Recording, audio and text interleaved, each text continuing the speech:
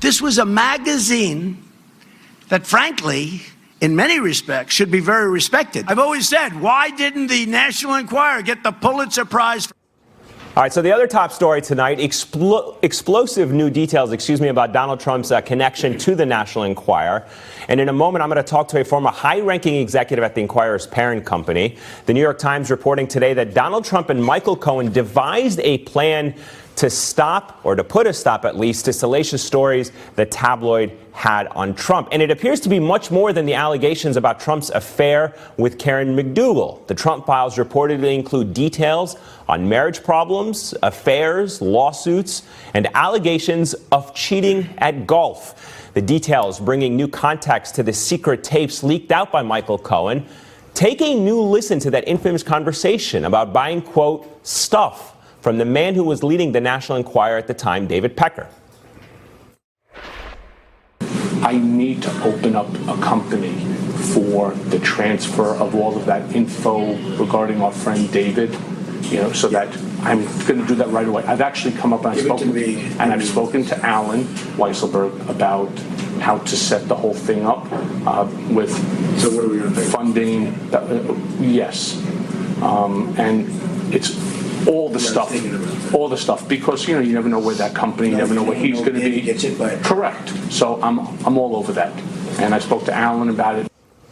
All right, joining me now here on set is Stu Zakum, former senior vice president for American Media. That is the parent company of the National Enquirer. Stu, great to have you with us. Thanks for having me. Yeah, lots to talk about here. Yeah. Let me start off by asking you, from your position, your experience, to what extent can you confirm or deny that these files in fact existed and that the National Enquirer, whether it was David Pecker or anyone else, maintained these files on the president? Well, let's look at journalism as a whole. You guys, MSNBC, NBC News, maintains files on famous people. In case something happens, you're ready to move on a moment's notice. The Enquirer, however, maintains files based on tips that they pay for. So when they're paying for a tip, it's not just, so-and-so wore a nice outfit today. There's some salacious insight into that, buying that tip. So by collecting them and keeping them, whether it's a real file or safe, whatever the image is, it keeps them relevant and also gives them leverage in working with those people. I think some people who would be watching this with a bit of a skeptical eye would say, why would a tabloid sit on salacious stories when it is in the business of selling salacious stories? Why would they have these files on somebody like President Trump, as we outlined, and then sit on them and do nothing with them? Well, it's about collecting favors more than anything. When you're a media owner and you have a vast variety of publications, as AMI does, you interact with a lot of different people and information comes your way. As you collect famous people, you want to keep them in your favor. And what better way to do that than killing stories that might embarrass them?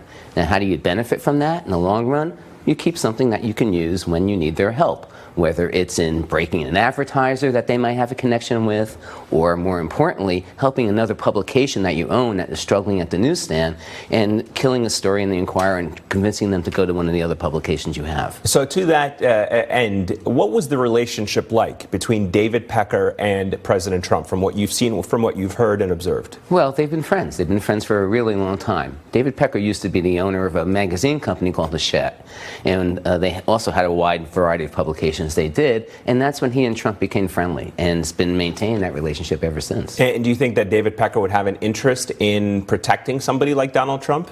As long as it helped his interests. Because one thing you have to remember about David Pecker, he is a really smart businessman and is focused on business alone. Friends are a way to get to your goals when you're a business person. That's how he sees it. So collecting somebody like Trump or other people in his circle are only there to help advance him. Very quickly, are you surprised that he took an immunity deal or was granted immunity? I mean, it suggests that he has a lot of information. Well, it also suggests a big twist in his relationship with Trump. What does it suggest to you? Well, I think a while ago, Pecker noticed that perhaps the benefits of his relationship with Trump were ending, and he started to back off editorially in supporting him. Maybe it was pushback from advertisers, from readers, or maybe he is a survivor and he sensed what was happening and anticipated this ahead of time. All right, Stu, stick around for me just for a little bit. I want to bring into the conversation Neera Tanden, who advised the Clinton campaign while it actually fended off National Enquirer stories like this one, attacking Clinton's health and accusing her of corruption. And back with us is John Flannery. Great to have both of you join the conversation. Neera, let me begin with you. Your thoughts learning about the depth of the relationship between President Trump and the National Enquirer and what he tried to do.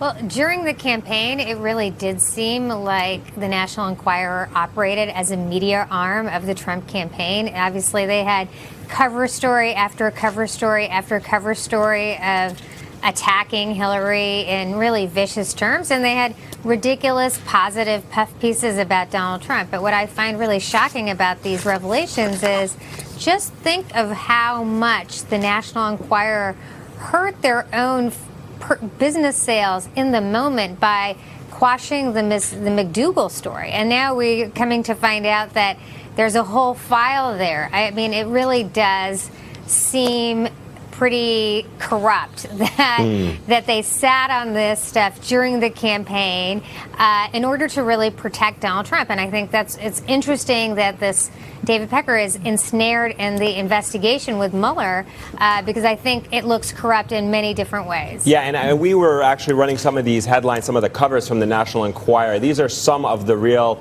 National Enquirer headlines. Quote, Clinton blackmailed FBI, Clinton's violent rages and liver damage from booze, and Clinton's hitmen paid hush money to hookers. How did Clinton combat all of these? Is, I think, like a really interesting question. But, John, I want to get your thoughts about, are we expected to see any more charges arising from this? I mean, somebody like David Pecker being granted immunity for Michael Cohen, in exchange for his cooperation on Michael Cohen, seems somebody as influential, perhaps as powerful as David Pecker would be given immunity for something bigger than Michael Cohen, no? Yeah, I think so. Also, you can't mix the word journalism with what the Enquirer does. When, in the case of Hillary, and you didn't have this cover-up, they had her adopting an alien, and they put a picture of the alien on the cover with Hillary Clinton. I mean, what kind of journalistic standards do you have? Plainly, what they had was it was an arm of the campaign, and more recently, and for the rest of his life, it would help him have a rosier image. And the possible offenses, if there were additional women, as Avenatti suggested, he said there were 3 more. If they were involved in this campaign context, then there might be additional campaign violations. But there's also the question about how the money gets from A to B to C to cover the catch and kill costs that they have, from which they mislead someone to think they're going to be on the cover or in the magazine, and then they kill the story, and then the person doesn't come forward. And what bank accounts do they use, and so forth. I think that they give immunity to somebody like Mr. Pecker because they figure that it's worth that trade to get at the more significant targets and to rip out this kind of misconduct in a campaign and perhaps bank fraud and other things that we don't know about, but we have reason to be concerned about and to test as an investigative hypothetical, because that's exactly what happened in Cohen.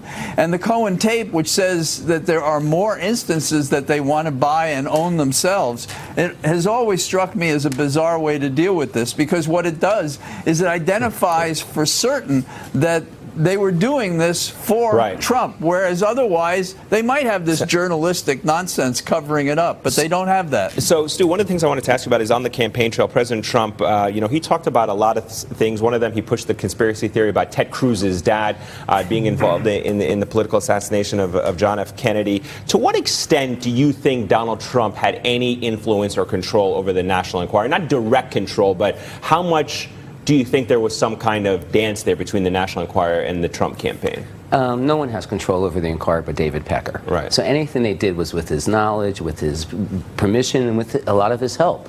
So during the campaign, those covers that you showed, you have to remember, the Enquirer is really the father of fake news. There's no rule that says what you put on that cover has to be true, or what you put inside. Yet the value of that cover is immeasurable. And no matter what goes on, if you see that cover, that's making recognition in your brain. And whether you believe that image or not, it's affecting how people think. Do you think David Pecker is being honest now? Do you think he's being truthful, or he will be truthful? David Pecker will be as truthful as he needs to be able to survive this. Which is no way to quantify that, right? Yeah, exactly. Neera, let me ask you really quickly, would you trust a tabloid during a presidential campaign? Would I trust a tabloid? No, I wouldn't. But I would note the National Enquirer is an just in grocery stores across the country. Millions of people saw those covers. The fact that they, even though they made up excuses about Hillary's health and lied about Hillary's health, that became a major issue in the campaign that Trump attacked over and over and over again. And I think, honestly, the National Enquirer had millions of dollars in essentially free media attacks on Hillary Clinton. And I think what we're going to find out is what level of coordination there was between David Pecker and Donald Trump himself. I do not think Mueller would bring in a media person unless this went to beyond Michael Cohen. There's also a tragic sadness in all of this that a president who has constantly used the term fake news in dealing with mainstream national media relied on fake news like the National Enquirer. Hey, I'm Ari Melber from MSNBC. You can see more of our videos right here, or better yet, subscribe to our YouTube channel below. You could have been anywhere in the world, but you're here with us, and we appreciate that.